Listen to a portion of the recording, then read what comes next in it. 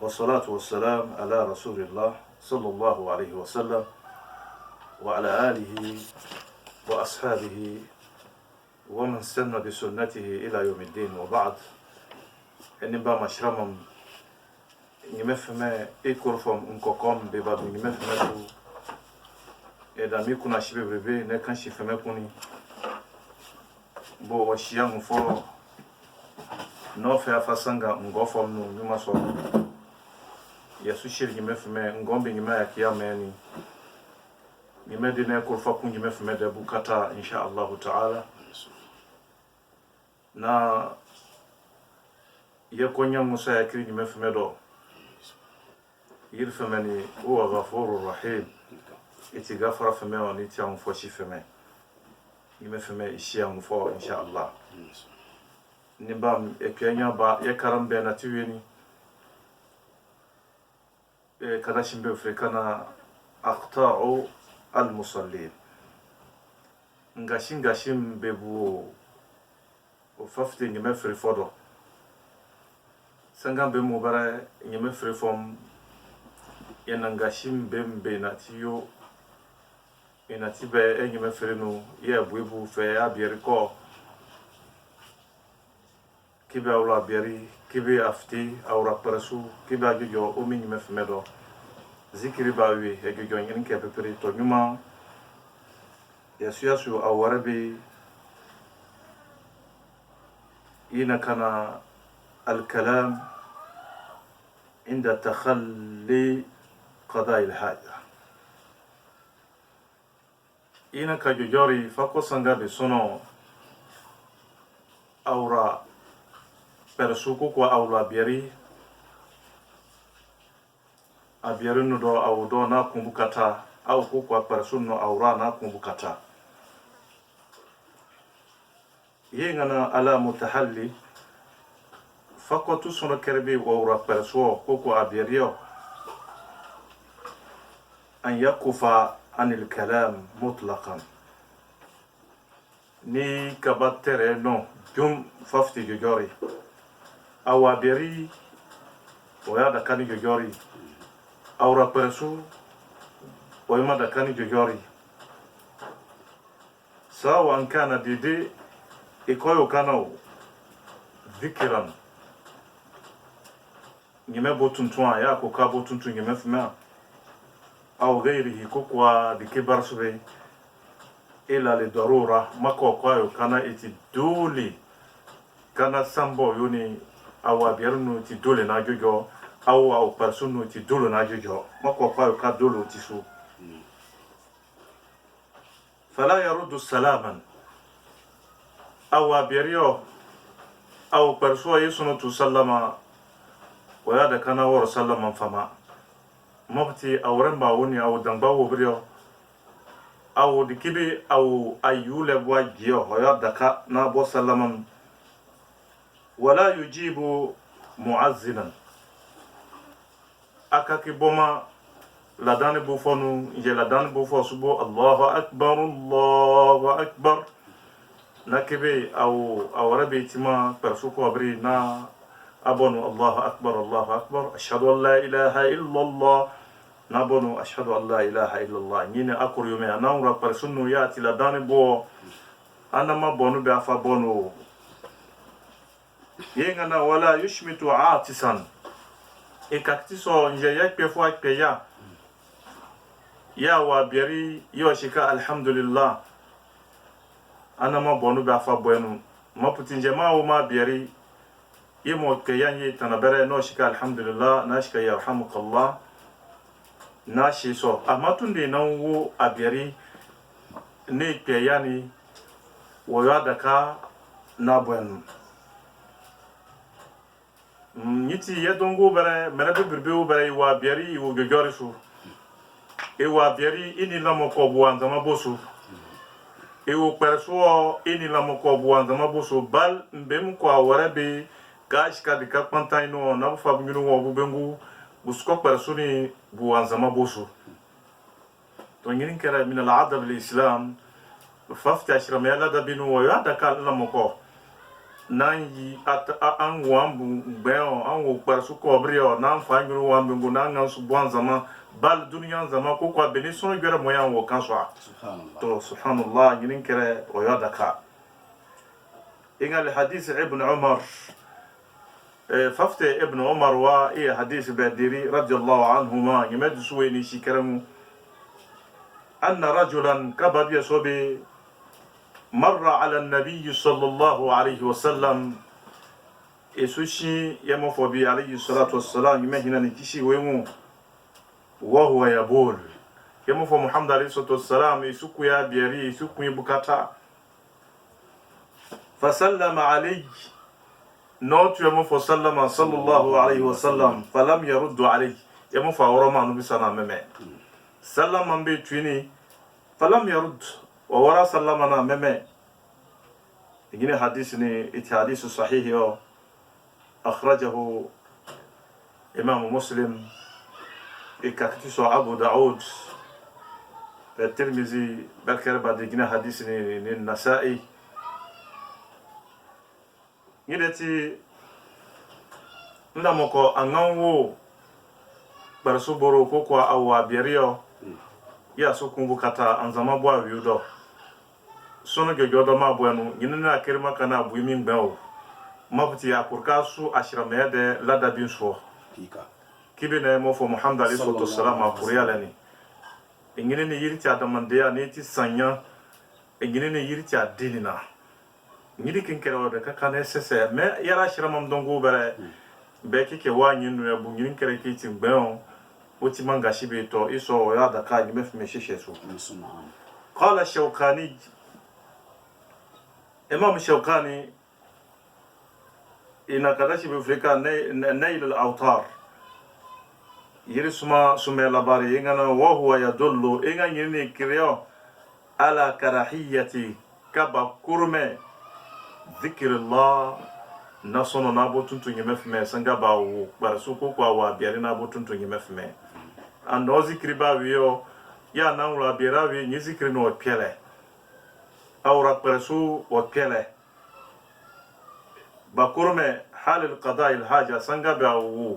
جوكو بنفاقو بكاتاكنسو ولو كان واجبا هاريكو كيتي واجبي كرد السلام كاشكا نورو باتو سلما نورو سلما فما ويما دكانا وي تونيني تي واجبي كانا eti wajibi utisukana inje sona tu sallama na woro sallama fama ye okoyo kana o joko beno awra beri awra pasu ye bungana malgré que okoyo ke ti dole ni o ya da kana awra no bisan fama to gini kere eskere la da bewo bukata kunu fako kwa suko au fako wa beri ura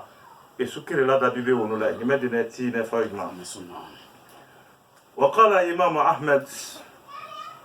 أحمد يرمو وفلابارا فابا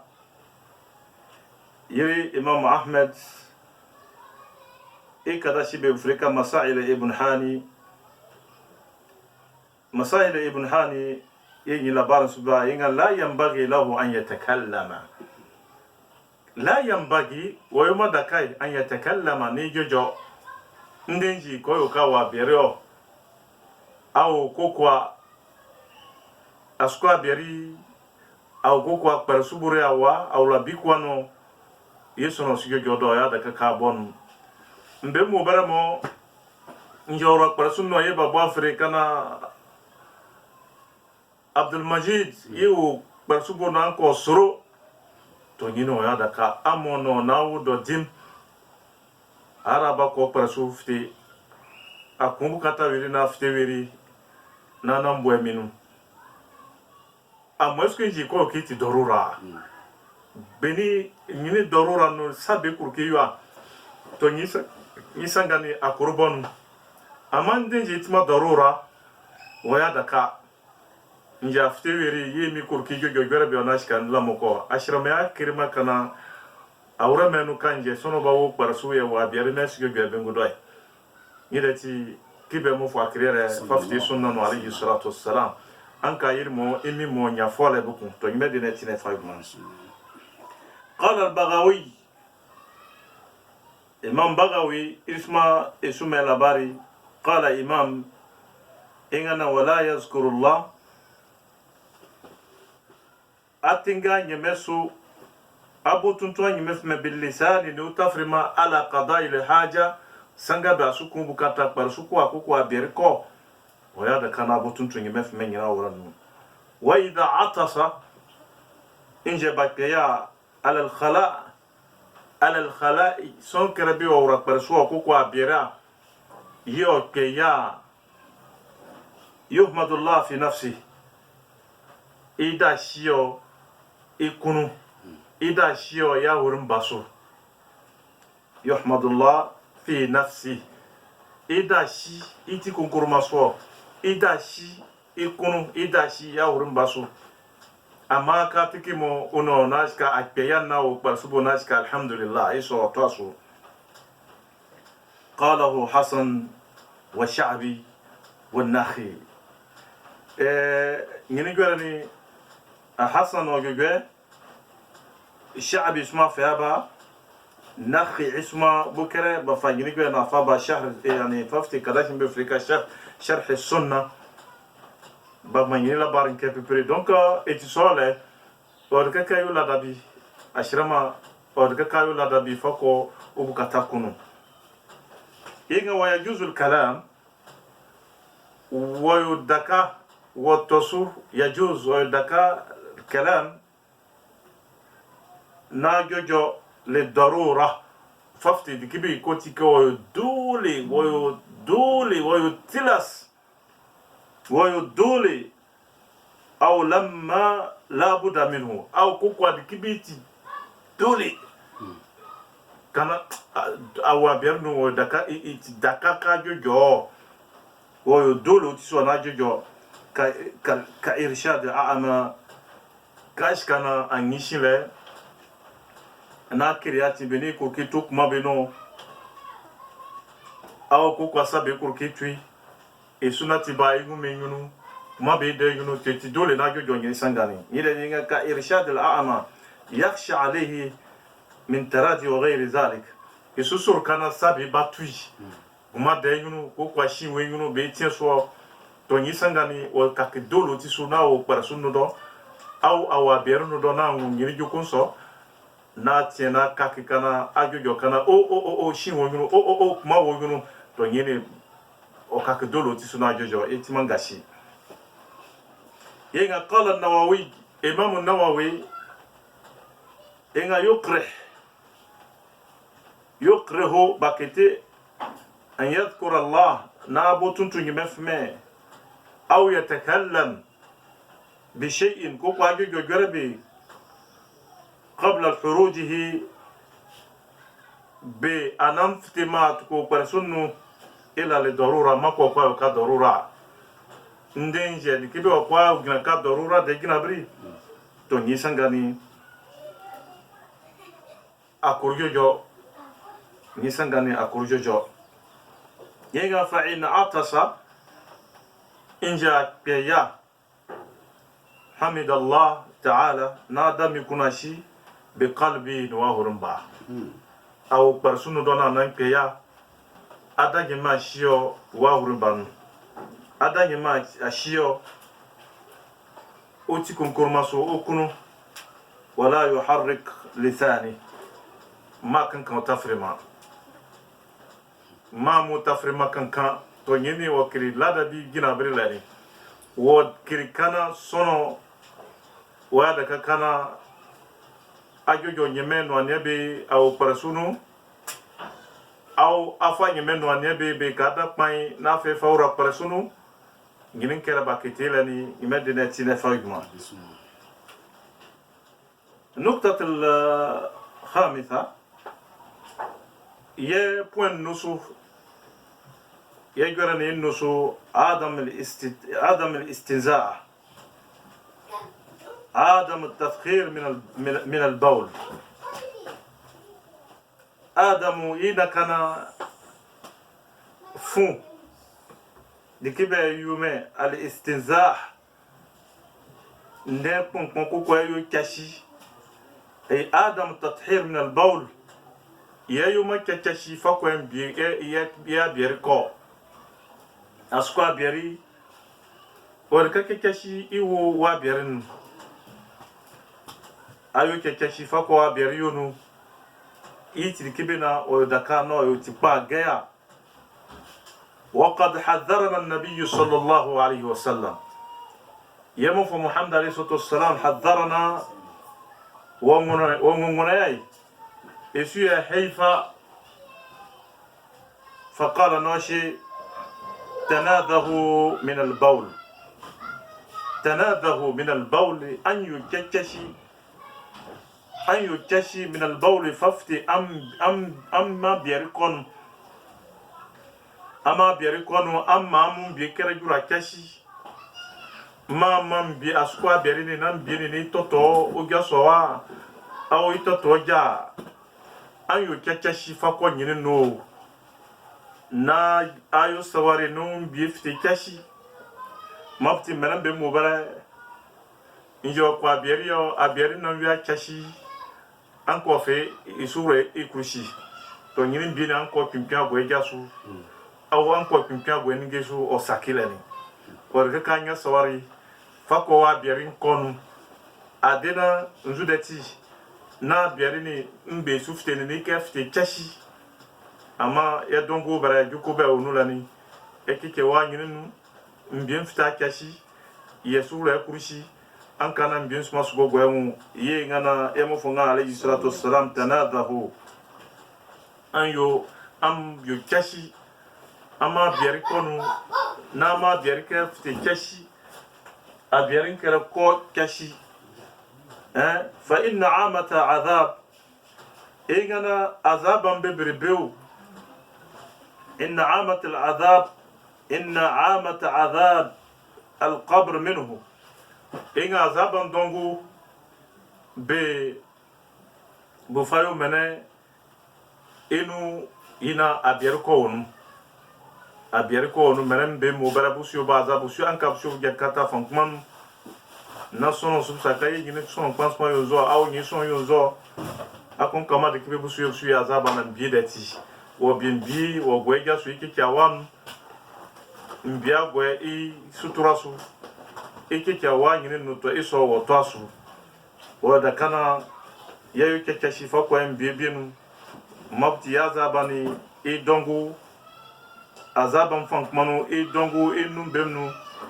yirna kana sono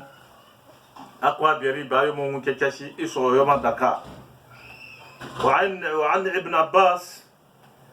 إن البر ففتح ابن عباس دو إني شيكا سنغوا رضي الله عنهما يمد شو بنيون كرمو أن النبي صلى الله عليه وسلم كان يموف محمد عليه الصلاة والسلام مر بقبرين يسوشين فانكمان يوم بما فين أو مر بقبرين يسوشين فانكمان يوم بمبي فقال نوشي إنهما يعذبان إنغا يمن يوم نبسيو بجنكتا يمن يوم نبسيو بعذابا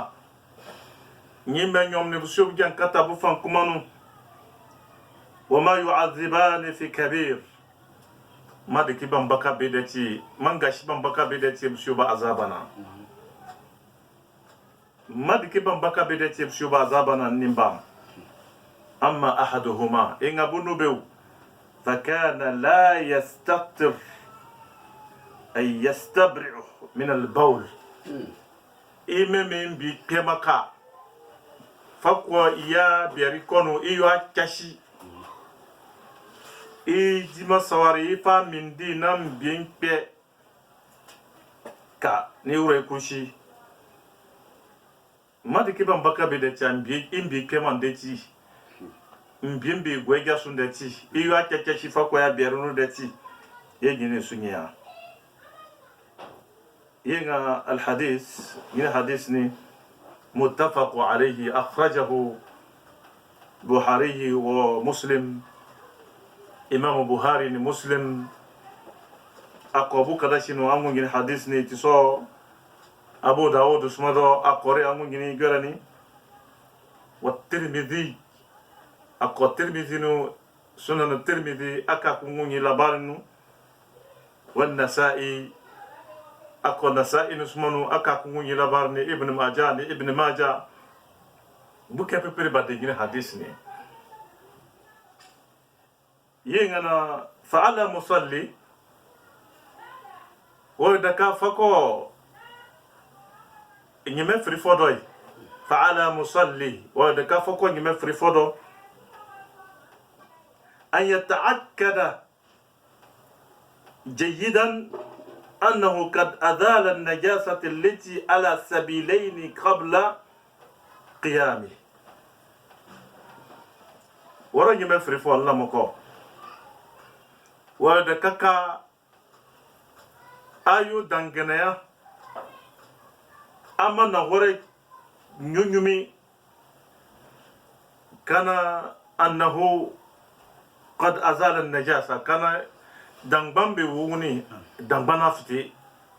ni dangbani ayi ni dangbani woyo chashi awi chashi awrena awi chashi allati ala sabilaini dikembe fite kuma nyonnu o para su cobre no bi cobre ayo dangana kad kana warana yo kashika qabla qiyami kanana ya sujina me woro la ayo ma dangana kana mbi no kwawi shede wora su bi ni aw askwa bierini abierina kema na yo akashi aya swagina mbi so su kyo gaso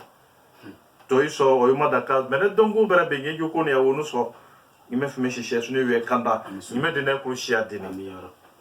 وكذلك يتسو يدخل في الاستبراء والاستنزاء إنga يتسو يورانو فكو استبراء والاستنزاء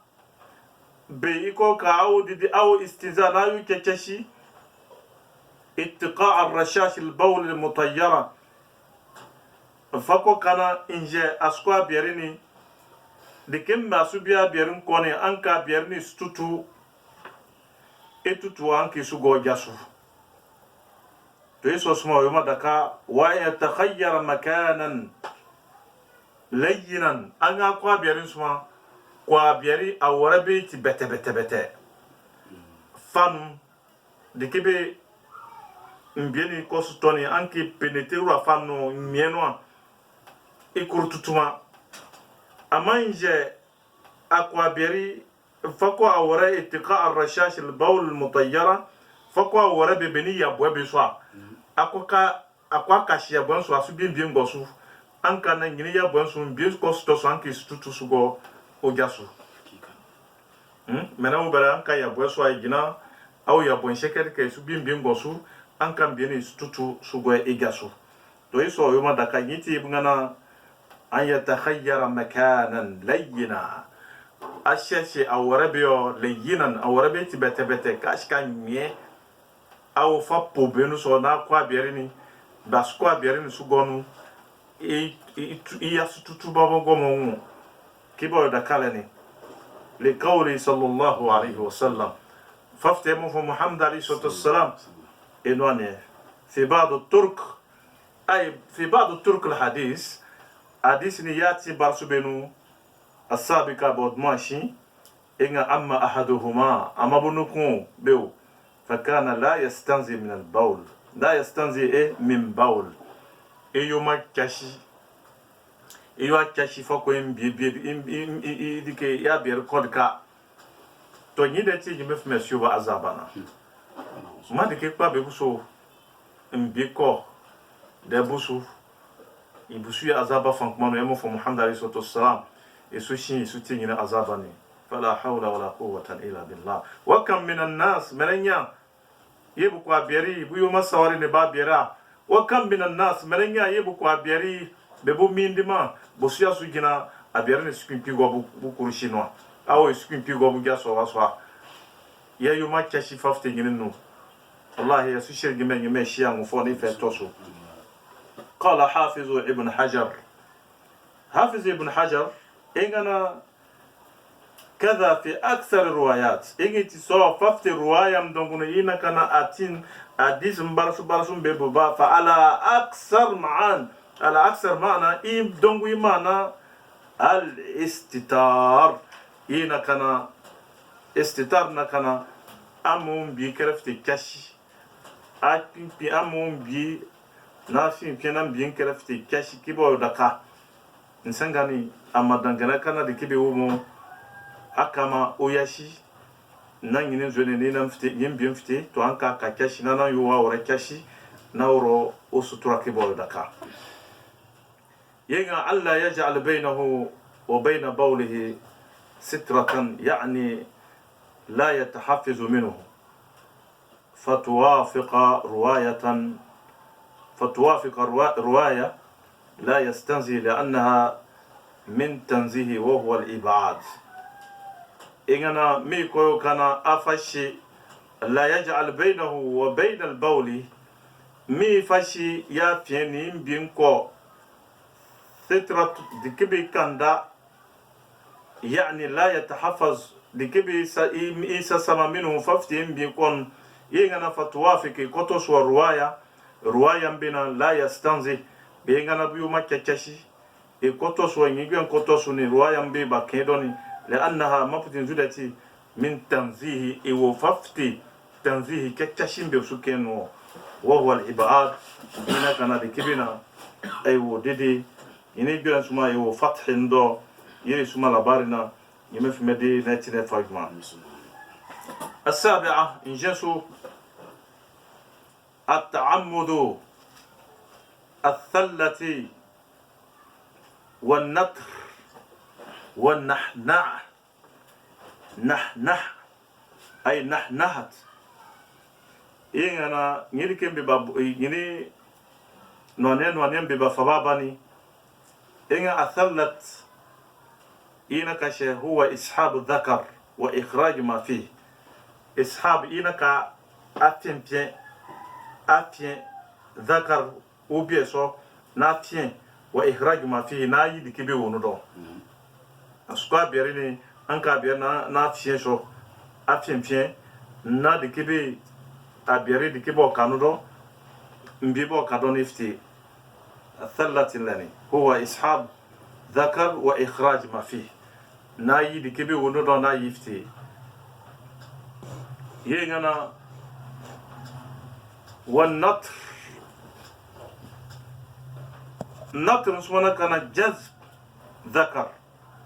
أو قذفه في الشدة جذب نكنا أكين سو أكين بيسو وكوا أكين فنغا يغا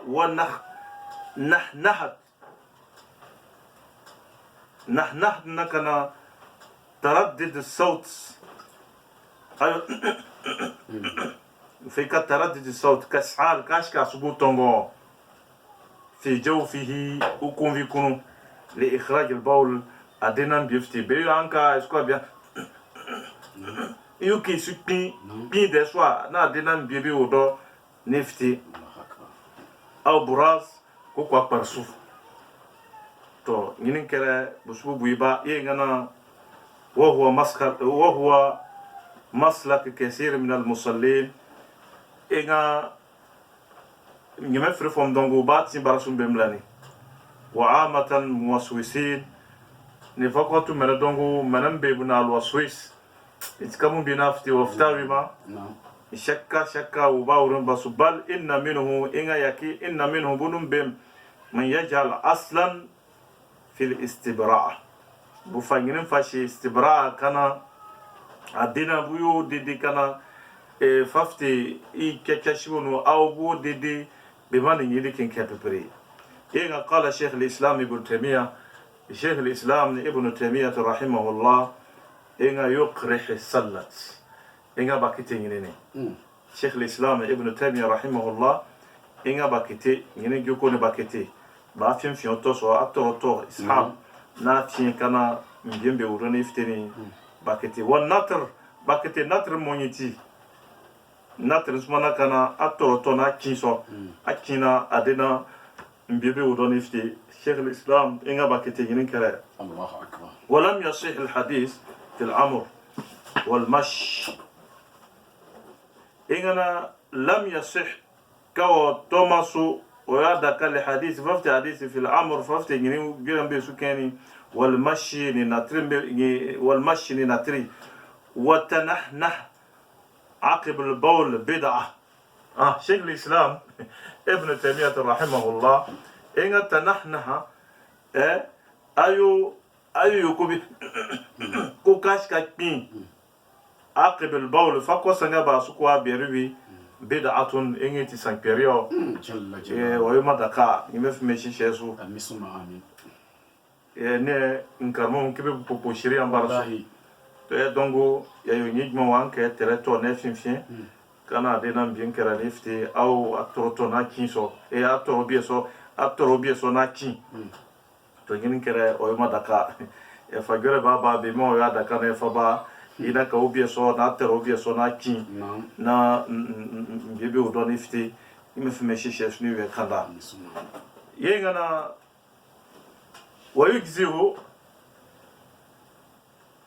ويجزئ والتصو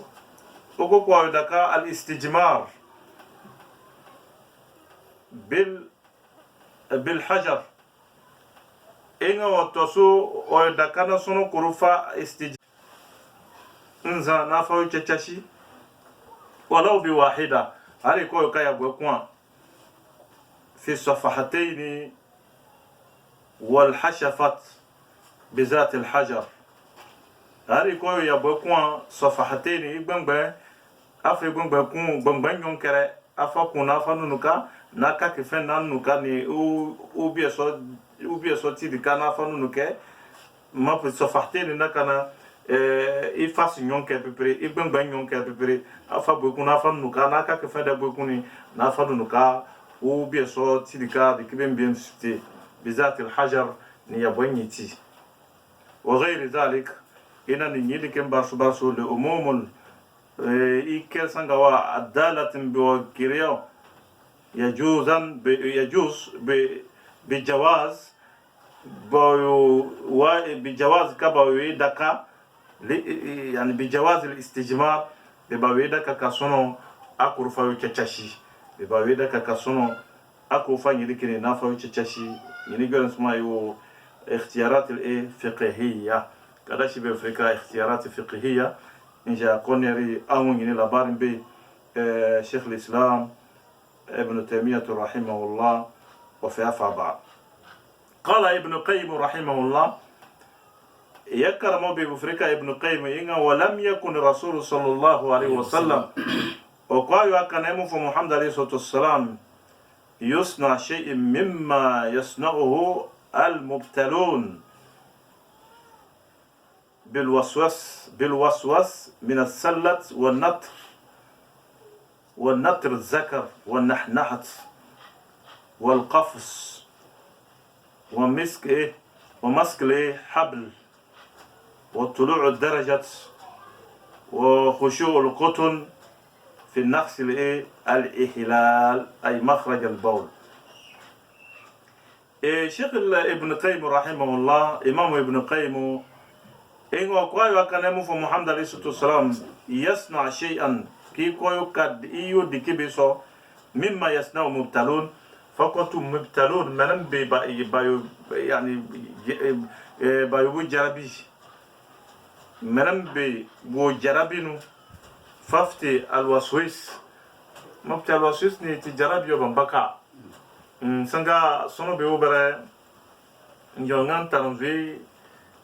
itara ko anko mushi sa shime ni ka ke bobo ko tikashi ko mushi me sa esu ko ni ka ke penyi ba ko ne mushi sa au ya wara be bite mushi de nin kera iti balayo neti jarabi be yimef ma fa yi mem ni min thallat ni fa ko kana melambe butara butona finfin iti jarabi o natr zakar ni melambe butara butona kiso بتربو بيه سونا بكينا دينا ينين كره مبين فتي ونحنحت نيني بين بي يوكاب بين كوكوا كونفينو نيو ينين كني adena mbiefte keti jarabio donc yin kere oyuma daka yegana وصب الماء فيه إنا كان زويب أفاقو وتفكيره فنية بعد فنية أي فترة بعد الأخرى إنا ينيني أنك بفنيو سنغا بفاقو سنغا بفنيني جوكم نينا كان ينيني جوكم يوامسو ونحو ذلك نيباسو من بدعة أهل وسواس نففت بدعة فم الوسواس فم بي bukegini san pere barsun fashi bugu mopti alwaswa sun we jungun dati encore pièce ni san barsu so fafte bu bien so fien bu bien so kin ni convique bu yen ke pere ne yiri kin kerbe bu fe fa ban sangambe anka yiri kerbe pere be bani mam menam bim fe fa ba alwaswa su fo menam be gima bu jarbi fafte alwaswa su no bana fa yiri jokum barsu so ye bu fa ba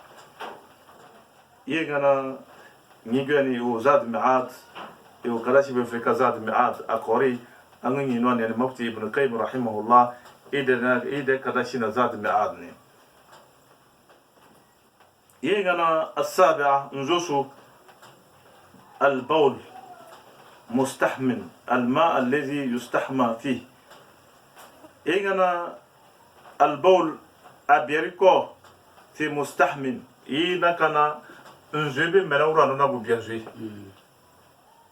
nzia mene fanyi nzia wana fa bien zia wal ma raqid nzia be da ni pama anka be mo bare nzia be bu sitele ka mene wala na ko bio anka ba kwa bimbienu aw ko kwa nzia be da ni pama anka sono kwa ni do ni ko parsu ko kwa bimbi gon to nyinin kere so oya da ka yenga wa hada khata yenga nyini itingashio nyini itidikibe itingashio يفعله معظم الناس بمنبه بربي بناتيو نيجوكوني يكون كان زيدا ni gina ni bimbi fa gonzenu aw ikun ka nzida ni ko parsu gonzenu aw ikun kan zebe dai pama ni ko abiari ni fa gonzenu aw ko parsu ni fa gonzenu inga nyene tukuskurio mena dongo berbe natiyo nyijuko ne be chapa wal bawl fi mustahm inga nguma abiari ko fa ko nzebe bu bienvenu yu'zamu khataruhu ingi idiki est très dangereux et danger tibambaka ingashi sadi yafika ngashi tibambaka iza kana mustahmu fi tassat inji ko kana mustahmat nyuzuni bebu bien fi tassat e wo ayaba benuso kashka tassat ayaba tetere ko kwa sora ayaba beso benin ngonu na bimbi da fogonu so oyada ka inga au ma yakumu makami aw dikibi gina nyini dikin gina bri fako kama ayaban baka be bien zugon iko ka nyini dikini dike barsu bebe gina nyini dikin gina bri lima fihi habas الماء dikibi ko kana ti dangbabe faftenu be gina nyini dikin gina bri ikelso o madaka mafti sanga be mo bara be na kun kana ena salle de bain bem me ba dikibi anka sono e urano ne bimbi gonu tout ça la benyin zun da nubere to yin kepipri o ya daka o de kana sono ana kwa bieri hari yuka kwa bieri njini kenu il faut que akwa bieri ndikibe de akubawla na ku bienvenue mane ka bienvenue gonu de sida bimbi go njini kenu to iso o ya daka yingana karmosu shekana وقد نهى النبي صلى الله عليه وسلم ابو محمد عليه الصلاه والسلام وقت عن ذلك فكون يجوكم شو فقال إننا لا يبولن ما نبيكو بيكو بيري لا يبولن أحدكم ما نبيكو بيري أن نبي في مستحمى dikibe bu bienvenu na bia dikibe bu ko bienvenu ay nzebe da be pama au nzede na bimbi fagonu man nubiko bimbi fagon yinin nzebe ebrin summa yatawadda fi abimbia gonu berabe kuna nan ka kitan zenu berabe kun fa inna amat alwaswas minhu ingana maputi alwaswas fom manan bebna waswasa bna shaka ikrafti yidi kemnu do donc da kana sono ana kwa beri wala ka kwa biari go nzwebi kpama au ko nzwebi da au ko ayaba bi tasat yina ka soraya ba bi bafashi benibu bienzuna bimbi gon nyini ke pepere abimbi gon na gyan be ko na nyin zwembe ko au ko kwa nzwebi unu na bienu be na bimbi gon na ka fatara nzwi to nyin soni o ya da ka ngide ti ngana la yabulanna ahdukum fi mustahmatin thumma yatawadda fi dikebu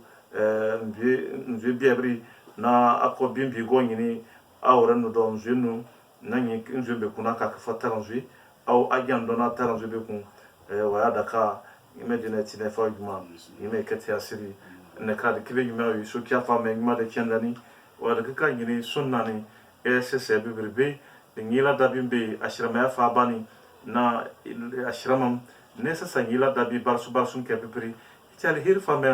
ni ti nyan kandirka be menam kana mena fufu mbe ti nyan kandi foma wallahi adini yiri ti dikibe eti nyan kandi tari ki ke bibra adini kuru nyan kandi dika ke bayo ki ba ko abieri ki ba ko akbarsu sabar su barsu ke bibri adina fakriya imedine ti ne fa wassalamu alaikum wa rahmatullahi wa barakatuh.